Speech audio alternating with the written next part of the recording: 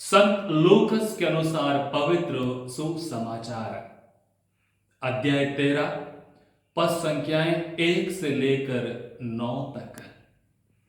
उस समय कुछ लोग यीशु को उन गलीलियों के विषय में बताने आए जिनका रक्त पिलातुस ने उनके बलि पशुओं के रक्त में मिला दिया था। यीशु ने उनसे कहा, क्या तुम समझते हो कि ये गलीली अन्य सभी गलीलियों से अधिक पापी थे, क्योंकि उन पर ही ऐसी विपत्ति पड़ी? मैं तुमसे कहता हूं ऐसा नहीं है, लेकिन यदि तुम पश्चाताप नहीं करोगे तो सब के सब उसी तरह नष्ट हो जाओगे। अथवा क्या तुम समझते हो कि सिलोआम के मीनार के गिरने से जो 18 व्यक्ति दबकर मर गए, वे यरूशलेम के सब निवासियों से अधिक अपराधी थे? मैं तुमसे कहता हूं ऐसा नहीं है, लेकिन यदि तुम पश्चाताप नहीं करोगे तो सब के सब उसी तरह नष्ट हो जाओगे। तब यीशु ने यह दृष्टांत सुनाया। किसी मनुष्य की बागबारी में अंजीर के पेड़ था। वह उसमें फल खोजने आया, परंतु उसे एक भी नहीं मिला। तब उसने बागबारी के माली से कहा, देखो, मैं 3 वर्षों से अंजीर के इस पेड़ में फल खोजने आता हूं, किंतु मुझे एक भी नहीं मिलता। इसे काट डालो। यह भूमि को क्यों छेक रहे हैं? परंतु माली ने उत्तर दिया, मालिक, इस वर्ष भी इसे रहने दीजिए। मैं इसके चारों ओर खोद कर खाद दूंगा। यदि यह अगले वर्ष फल दे तो अच्छा, नहीं तो इसे काट डालिएगा। प्रभु का सुसमाचार। क्रिस्त में मेरे प्यारे भाइयों और बहनों, आज हम चालीसा के तीसरा इतवार में प्रवेश कर रहे हैं और आज के सुसमाचार में प्रभु 2 बार कहते हैं, यदि तुम पश्चाताप नहीं करोगे, यदि तुम पश्चाताप नहीं करोगे, सब के सब नष्ट हो जाओगे। मुझे एक कहानी याद आती है, वो है मारिया गोरेटी और अलेक्जेंडर की। मारिया गोरेटी अपने माता पिता और भाई बहनों के साथ रहती थी। एक गरीब परिवार था। बचपन में ही उनका पिता देहांत हो जाते हैं। पिता के देहांत होने के बाद मां को इन सब का देखभाल करना पड़ा। माता क्या करती थी? मारिया गोरेटी को घर में रखकर अन्य बच्चों के साथ खेती में काम करने जाती थी और मारिया गोरेटी घर में बैठकर खाना पकवान बनाती थी, घर का सफाई करती थी। एक दिन ऐसा हुआ, उनके घर के बगल में आसपास अलेक्जेंडर नाम का एक नवयुवक रहता था। वो एक दिन मारिया गोरेटी के घर में उसमें मिलने आते हैं और चाकू दिखाते हुए उनसे कहते हैं, जो मैं कहूंगा आप वही करेंगे, यदि नहीं करेंगे तो इस चाकू से आपको चीर डालूंगा या मार डालूंगा। मारिया गोरेटी सहमत नहीं होती है। वो कहती है, मैं मरने के लिए तैयार हूं, लेकिन पवित्रता को अपवित्र नहीं बनाऊंगी। और वो चिल्लाती है, चीखती है, तब तक अधमरा हो जाती है। जब लोग वहां पे आने लगते हैं, वो अलेक्जेंडर वहां से भाग चलता है। मारिया गोरेटी 20 घंटा अस्पताल में तड़पती है, उसके बाद उनका मृत्यु होती है। पुलिस लोग अलेक्जेंडर को पकड़ के ताने में बंद करते हैं, उम्र कैद उनको देते हैं।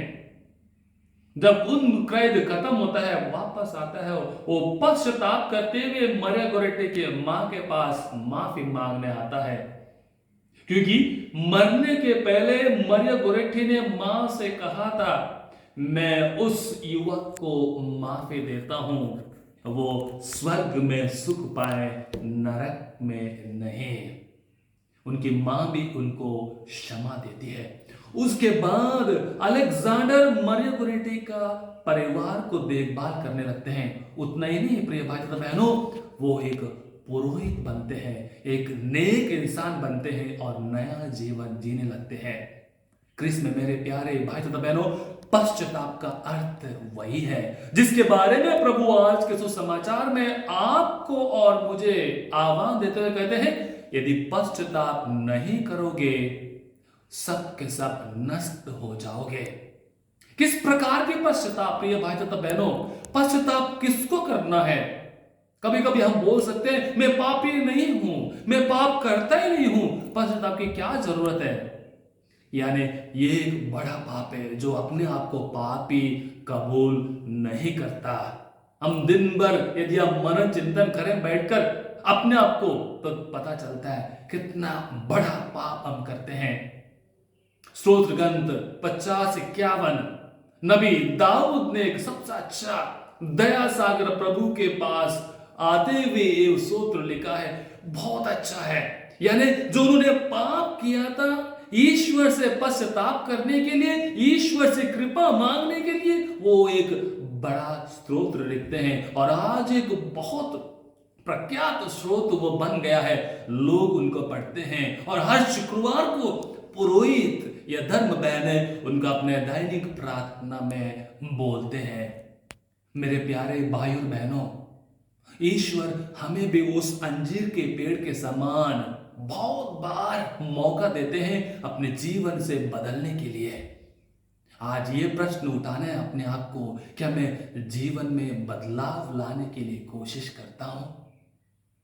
क्या मैं सोचता हूं कि उस अंजीर के पेड़ के समान 3 साल वो माली उसको खाद डालता है, पानी डालता है, फल नहीं आता है और मालिक माली से कहता है उसको काट डालो। उसके बावजूद भी माली कहता है गुरुजी, प्रभुजी और एक साल देखें, यानी और एक मौका। ऐसे ही हमारे ईश्वर, हमारे प्रभु यीशु मसीह हमें बारंबार मौका देते हैं उनके पास आने के लिए, यही सोचते हुए कि आज नहीं कल मेरा बेटी, मेरा बेटा मेरे पास वापस आएगा, यू टर्न लेगा, नहीं सीधा या पीछे हटेगा, यू टर्न लेके प्रभु के पास वापस आएगा।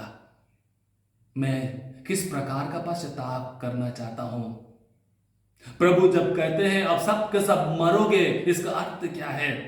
प्रिय भाई तथा बहनों, शारीरिक रूप में मृत्यु नहीं, यहाँ पे आध्यात्मिक आत्मा की मृत्यु, जहां से हम अच्छाई को देख नहीं पाते हैं, दूसरों की भलाई नहीं कर सकते, दूसरों के विरुद्ध अपना जीवन बिताने लगते हैं, यानी हमारी आत्मा प्रभु से दूर है और उसी में हम पश्चाताप करने के लिए प्रभु आह्वान देते हैं।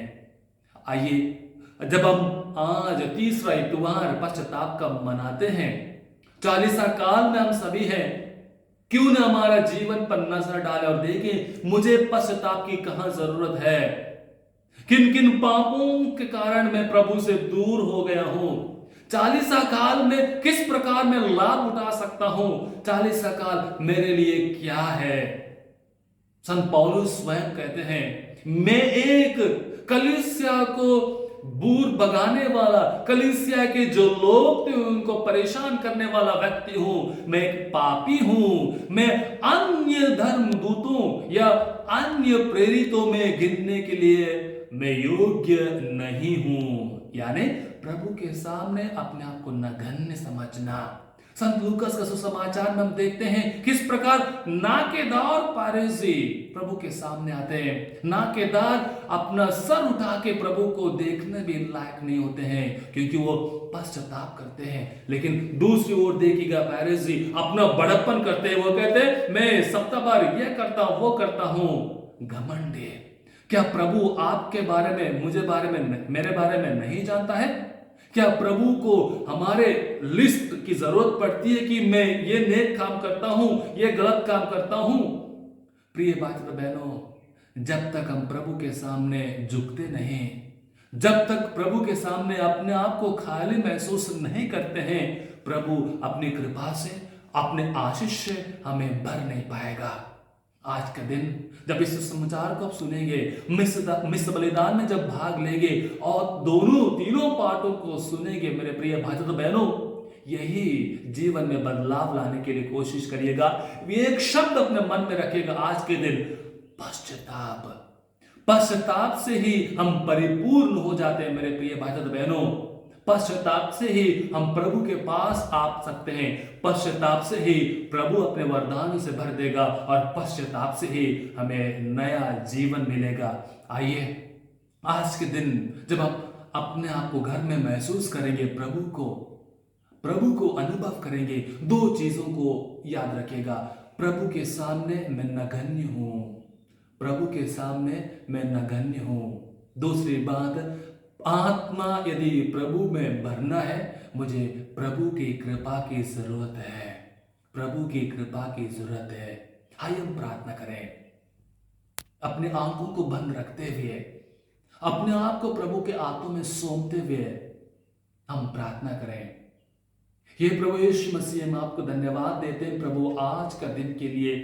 प्रभु जी, हम 40 साल के तीसरे सप्ताह में प्रवेश कर रहे हैं और आज का सुसमाचार के द्वारा आप हम सबों को पुकारते हैं, आह्वान देते हैं कि हम पश्चाताप करें। प्रभु, मेरे किन किन चीजों की पश्चाताप करने की जरूरत है आप जानते हैं। उन सभी चीजों को आप क्षमा कीजिएगा और हमें नया जीवन दीजिएगा। आमीन।